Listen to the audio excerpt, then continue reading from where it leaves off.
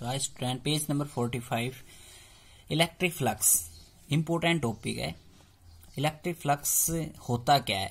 एक electric field intensity एक vector quantity है फिजिक्स के अंदर, एरिया भी एक वेक्टर क्वांटिटी है, लेकिन ये एक ऐसी क्वांटिटी है फिजिक्स के अंदर पहली जो इन दोनों का मल्टीप्लीकेशन ये स्केलर क्वांटिटी है इलेक्ट्रिक फ्लक्स। इसकी ऐसा यूनिट पूछी जाती है एग्जाम के अंदर और डायमेंशनल फॉर्मूला पूछा जाता है। ठीक है, इलेक्ट्रिक फ्लक्स होता क्या है? Number of electric field lines touching to the surface normally and passing through them are called electric flux.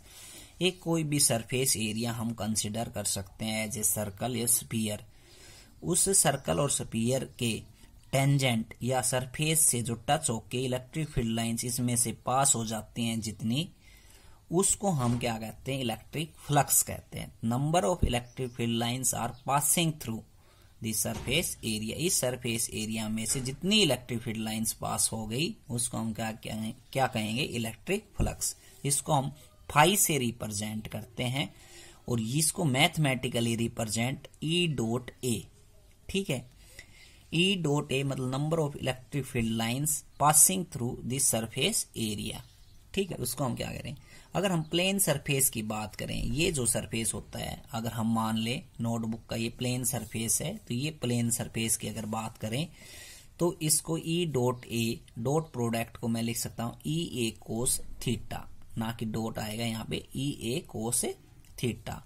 जब दोनों के बीच में अगर एंगल जितनी number of electric field lines pass हो रही हैं, तो जिस सरफेस एरिया से और इलेक्ट्रिक फील्ड लाइंस की अगर हम डायरेक्शन देखें, उन दोनों के बीच के अंदर एंगल देखें, अगर हम ये कंसीडर कर लें थीटा है, तो ये वैल्यू कितनी आएगी? ई ए cos theta.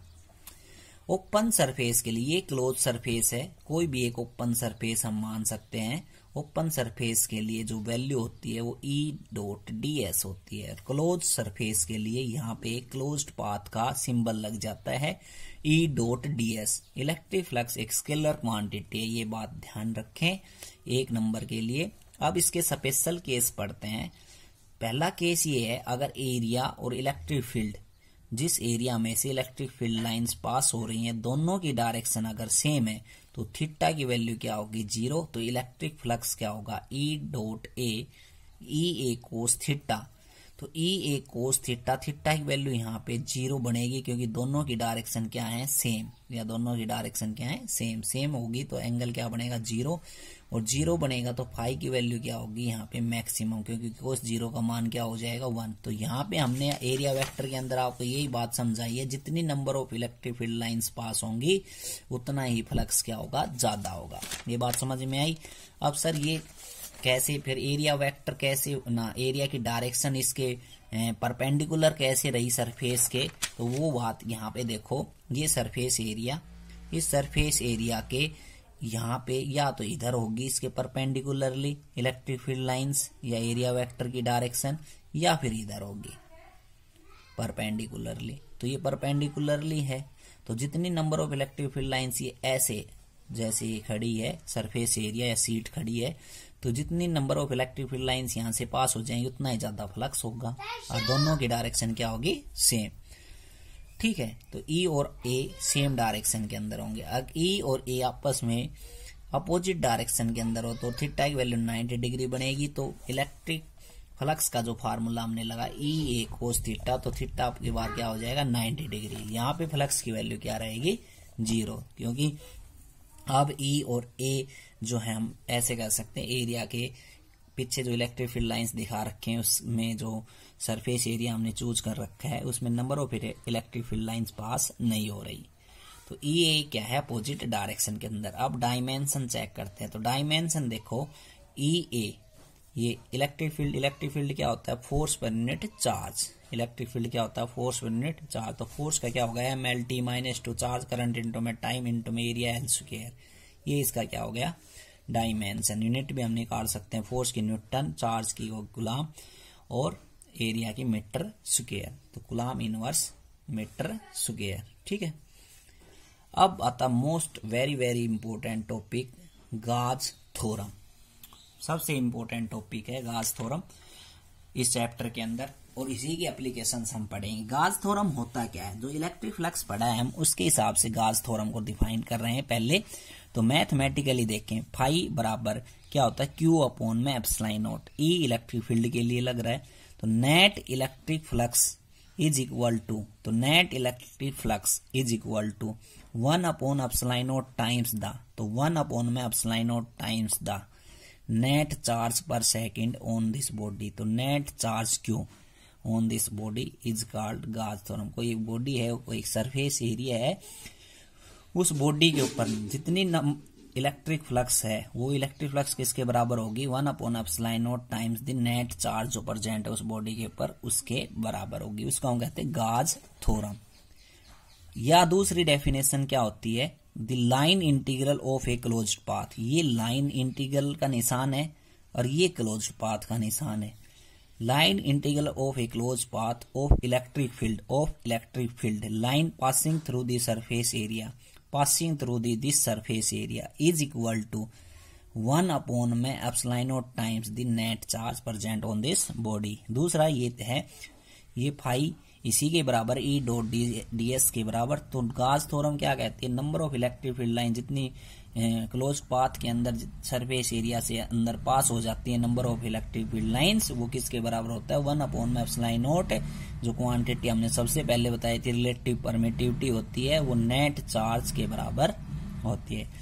1 upon epsilon naught times the total net charge Q on this body के ऊपर टोटल नेट चार्ज है उसके बराबर है। उसको हम क्या कहते हैं, गाज थ्योरम। ठीक है, अब इसका प्रूफ देखिए। प्रूफ देखने के लिए सबसे पहले मेन पॉइंट ये होता है कि कोई भी हम सरफेस एरिया माने, उस सरफेस एरिया गाजियन सरफेस एरिया होना चाहिए। उस गाजियन सरफेस एरिया का मतलब होता क्या है, गाजियन सरफेस एरिया का मतलब कि इलेक्ट्रिक फील्ड लाइंस की वैल्यू सरफेस एरिया के ऊपर सेंटर से इलेक्ट्रिक फील्ड लाइंस की वैल्यू सभी जगह क्या होनी चाहिए, सेम। तो उस सरफेस को हम गाजियन सरफेस कहते हैं। वो हम कैसे चेक करेंगे, तो हम टेस्ट चार्ट से भी चेक कर सकते हैं और हम एंगल के हिसाब से भी चेक करेंगे। वो इम्पोर्टेंट पॉइंट बताऊंगा मैं एप्लीकेशंस के अंदर, कैसे आपको अप्लाई करना है गाज थ्योरम और कैसे रिजल्ट्स निकालने हैं। जैसे इलेक्ट्रिक फील्ड इंटेंसिटी में बताया था कि एक पॉइंट पे पहले निकालें, फिर कैसे एक्सियल लाइन पे, इक्वेटोरियल लाइन पे, ऐसे ही प्रूफ देखो इसका। Let us consider Gaussian surface. एक गाजियन सरफेस हमने मान ली, ये सरफेस एक स्फीयर मान लिया। उस स्फीयर के साथ साथ नजदीक, मतलब दिखाई नहीं देता, या हम डॉटेड लाइन से दिखा भी सकते हैं, गाजियन सरफेस।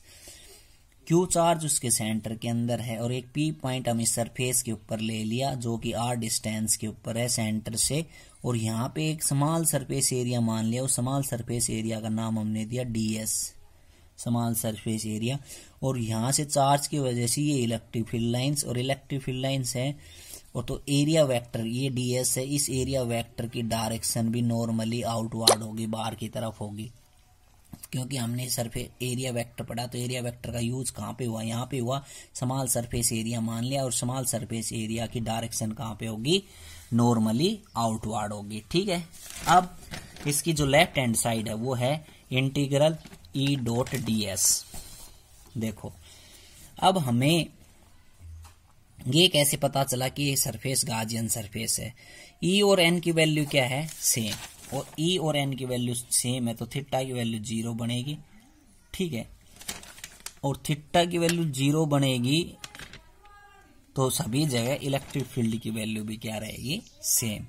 तो यहां से हम चेक करते हैं इस पॉइंट पे इलेक्ट्रिक वैल्यू क्या है, सेम। इस चार्ज की वजह से यहाँ पे चेक करेंगे तो यहाँ पे भी सेम है, यहाँ चेक करेंगे यहाँ पे भी सेम है इलेक्ट्रिक फील्ड। तो ये सरफेस गाजियन सरफेस है।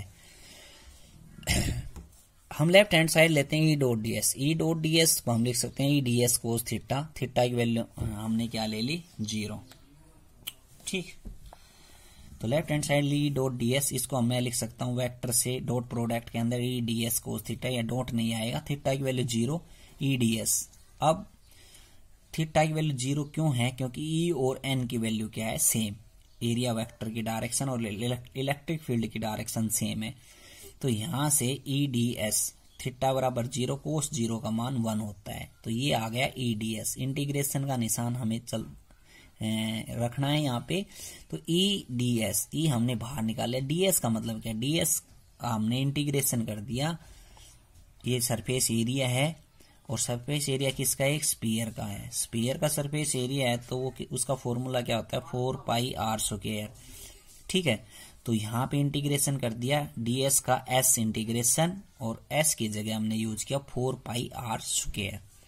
अब electric field intensity due to a point charge, electric field intensity एक पॉइंट पे कितनी होती है, तो 1/4πε0q/r² होती है।